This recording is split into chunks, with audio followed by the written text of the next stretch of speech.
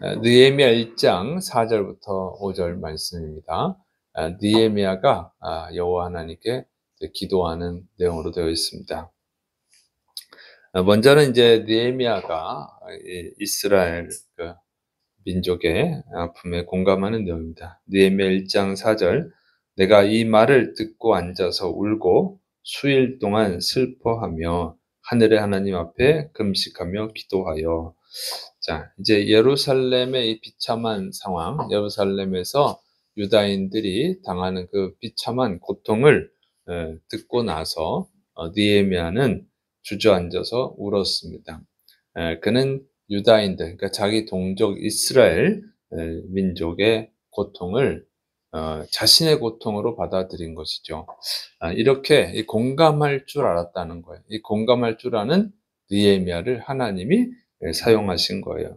자, 그리스도인들은요, 공감할 줄 알아야 돼요. 이 나라의 고통, 이 민족의 고통, 국민의 고통에 공감할 줄 알아야 된다고 하는 것입니다. 이것을 나라가 뭐 잘 되든 말든, 뭐 다른 국민은 잘 되든 말든 나만 잘 되면 되지, 이런 생각을 가진 사람은 하나님 쓰지 않아요. 뭐 다른 성도야 뭐 어떻든 나만 축복받으면 되지, 이런 사람들은 하나님이 안 쓰는 거예요. 하나님의 은혜를 받을 수 없습니다.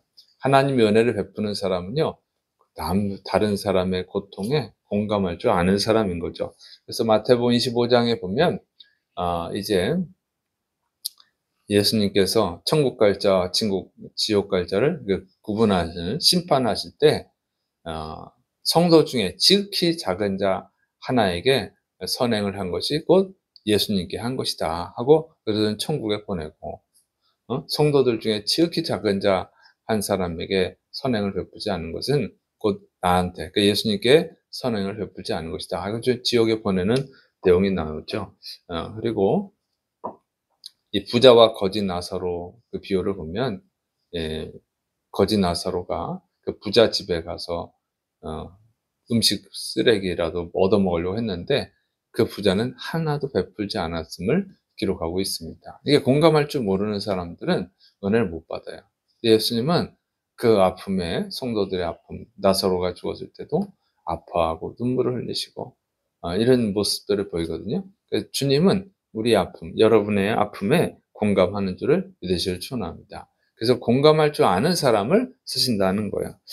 두 번째로는 이제 느헤미야가 이 아픈 얘기를 듣고 눈물 흘리고 나서 제일 먼저 한 것이 기도했다고 하는 것이죠. 그래서 느헤미야는 울기만 한 것이 아니라 하나님 앞에 나가서 작정하고 금식 기도를 했습니다. 그러니까 이 어려운 문제를 해결하는 첫걸음이 뭐였냐면 기도였다는 것이죠. 그러니까 기도가 중요합니다. 기도하지 않으면 아무리 인간이 좋은 계획을 세우고 아무리 좋은 방법이 있다 할지라도 그것이 성공할 수가 없는 거예요. 하나님이 모든 것을 갖고 계시거든요. 그래서 하나님 앞에 나가서 겸손하게 기도하는 것이 필요한 줄을 믿으시기를 축원합니다. 우리 나라가 정말 가난한 나라였잖아요. 일제강점기를 지내고 또 6.25 전쟁을 치르고, 그래서 정말 가난한 나라였어요. 외국 사람들은 우리나라를 보면서 쓰레기 더미에서 장미꽃이 필 수 있겠느냐, 그런 회의적인 발언을 하기도 했습니다. 그런데 우리나라가 지금 세계 경제 대국이 됐습니다. 그 다른 게 아니고 그 당시 성도들이 그렇게 새벽에 나가서 새벽 기도를 했잖아요. 새벽에 하나님이 도우시라고 약속하신 대로 하나님이 은혜를 베푸신 거예요. 그런데 지금은 참 안타깝죠. 기도하지 않아요. 기도하지 않아요. 어. 90년대만 해도 세계 여러 나라에서 교회들이 한국 교회 새벽 예배를 배우러 오겠다고 많이 왔었거든요. 지금 누가 배우러 오겠습니까? 참 안타깝죠. 그래서 지금 우리나라의 경제가 안 좋아지고 자꾸 흔들리잖아요. 여러 사회적으로, 교육적으로 많은 부분이, 국가 안보도 그렇고 흔들리고 있어요. 그래서 기도하지 않으면 하나님의 은혜를 받을 수가 없습니다. 그래서 우리 한국 교회가 다시 기도하는 교회가 될 수 있도록 기도해야 되고, 또 오늘 새벽에 나온 여러분 정말 하나님이 귀하게 여기실 줄을 믿으시기를 축원합니다. 그래서 정말 기도하고 다른 성도들 위해서, 한국교회를 위해서 기도해야 되는 거예요. 기도하는 자들이 되도록 기도해야 되는 것이죠. 자, 그다음에 이제 느헤미야가 하나님께 기도하는데 느헤미야가 하나님을 어떤 분으로 인식하고 있는지를 보여주는 내용입니다. 느헤미야 1장 5절 이르되 하늘의 하나님 여호와님 크고 두려우신 하나님이여 주를 사랑하고 주의 계명을 지키는 자에게 언약을 지키시며 긍휼을 베푸시는 주여 간구하나이다.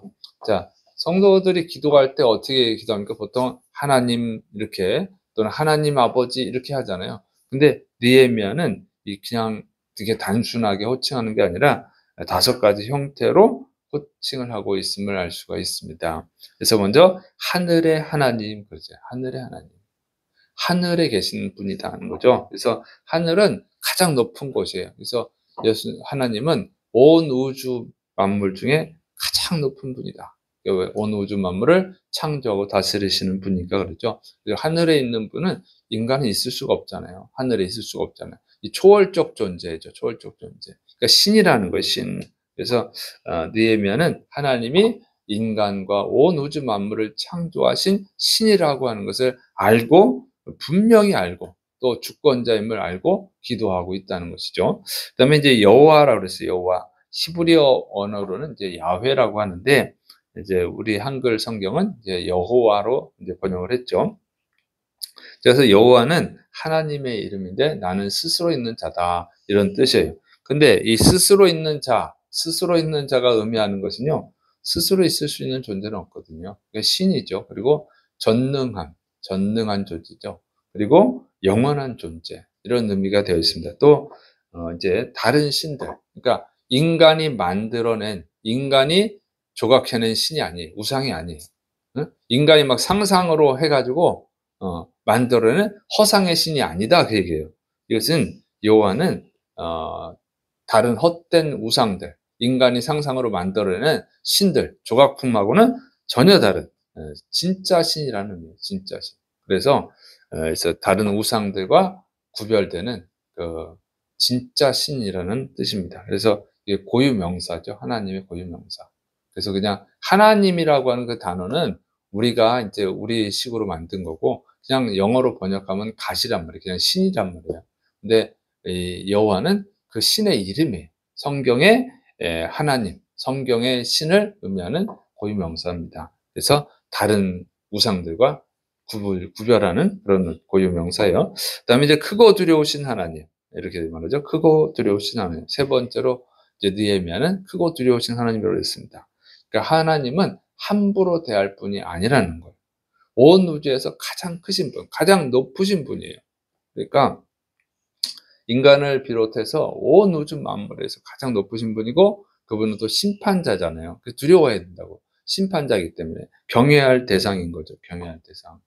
그래서 하나님을 이 하나님 앞에 나갈 때는 경외감을 갖고 나가야 돼요. 그러니까 우리가 하나님을 너무 이제 사랑의 하나님, 아버지 하나님으로만 대하는 분도 있어요. 버릇이 없어. 집에 부모님께 버릇 없이 구니까 하나님께도 버릇 없이 굴어도 되는 줄 아는 그런 착각을 한단 말이에요. 막 부모님께 반말을 하니까 하나님께도 막 반말이 되는 줄 아는데 그건 아니에요. 두려워해야 될 하나님, 경외해야 될 하나님인 줄을 믿으시기 바랍니다. 그러니까 겸손히 나가서 기도하는 거죠. 그 다음에 주를 사랑하고 주의 계명을 지키는 자에게 언약을 지키신 하나님 이렇게 말하죠. 그래서 하나님을 사랑하고 하나님의 계명에 순종하는 자에게는 하나님이 언약하신 것, 약속하신 것을 반드시 지키신 하나님이라고 하는 거예요. 그러니까 그분은 어떤 분이냐? 신실하신 하나님. 우리가 신뢰할 수 있는 신실하신 하나님인 줄을 믿으시기 바랍니다. 이제 5번째로 긍휼을 베푸시는 하나님 그렇게 했어요. 하나님은 무섭기만 한 분이 아니라 회개하는 자는 용서해 주시고 구원해 주시는 사랑의 하나님, 긍휼을 베푸시는 하나님이다. 이렇게 느헤미야가 알고 있는 것이죠. 이렇게 느헤미야가 하나님의 이름을 부르는데 5가지로 부르고 있어요. 그러니까 그만큼 느헤미야가 하나님을 잘 알고 있다는 거예요. 그래서 예루살렘의 유다인들이 고통당하고 있다는 얘기를 듣고 그래서 이 고통당하는 유대인들을 거기서 해방시키려면 제일 먼저 해야 되는 것이 뭐냐? 하나님 앞에 나와서 기도해야 된다. 이렇게 생각한 거죠. 그러니까 하나님이 어떤 분인지를 정확히 알고 하나님 앞에 나와서 기도하는 거예요. 그러니까 하나님이 어떤 분인지를 정확히 아는 사람은 하나님께 기도하게 되어 있어요. 왜? 인간 역사가 하나님의 손에 있다고 하는 것을 알기 때문에 그렇죠. 그러니까 그걸 모르면 하나님 앞에 나가서 기도할 일이 없잖아요. 하나님이 모든 만물을 주관하시고 하나님 결정한다는 걸 알아야 하나님께 나가서 기도하는 거지, 그걸 모르는데 뭐하러 하나님께 나가겠습니까? 내가 열심히 하면 된다 이렇게 생각하는 사람이 하나님 앞에 나가서 기도하겠습니까? 내가 열심히 하면 되는데 뭐하러 하나님께 나가겠어요?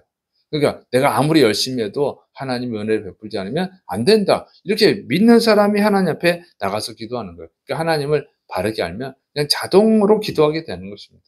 하나님을 잘 알았던 사람들은 그냥 기도하잖아요. 다니엘은 하루에 3번씩 기도했잖아요. 이렇게 기도하게 되는 거예요. 근데 하나님을 모르는 사람은 기도를 안 하는 거죠. 그러니까 교회를 다니더라도 하나님을 잘 모르면 기도를 안 하는 거예요. 그러니까 이제 하나님, 우리가 이제 이 느헤미야처럼 이렇게 막 크고 두려우신 하나님, 여호와 하나님, 주를 사랑하고 계명을 지키는 자에게 언약을 지키시는 하나님, 뭐 이렇게까지 막 기도를 안 하더라도 하나님 아버지 할 때 그 하나님 아버지 이런 의미가 다 포함되어 있어야 되는 거예요. 그러니까 하나님을 제대로 아는 사람은 그런 의미를 포함해서 기도하는 것이고, 하나님을 모르는 사람은 그냥 하나님 아버지 뭐 기도하는데 의미 없이 그냥 형식적으로 그냥 의미 없이 주문 외우듯이 하나님 아버지 이렇게 기도하는 거예요. 그러니까 그런 차이는 뭐냐면 기도를 안 해요. 그러니까. 응? 뭐 교회 와서 하나님 아버지 이렇게 기도는 하지만 평상시 기도를 안 하게 되는 거예요. 하나님을 모르니까 그러는 것입니다. 그래서 하나님을 아는 자가 될 줄을 믿으시를 축원합니다. 하나님을 알 때 기도하지 말라고 해도 기도해요. 기도 안 하고 살아갈 수가 없으니까 하나님의 손에 다 있는 거니까.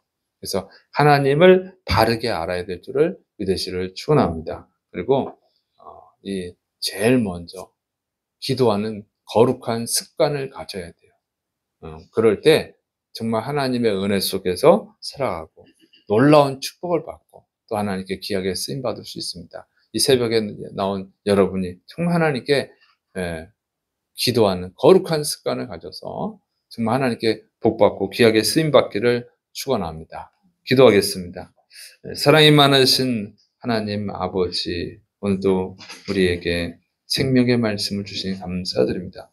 주의 사랑 백성들이 하나님을 더 깊이 알고 또 하나님 앞에 겸손하게 나아갈 수 있도록 느헤미야처럼 하나님 앞에 나아가고 하나님께 귀하게 쓰임받는 거룩한 하나님의 자녀가 되게 하여 주옵소서. 주께서 이루심 믿고 예수님의 이름으로 감사하며 기도드립니다.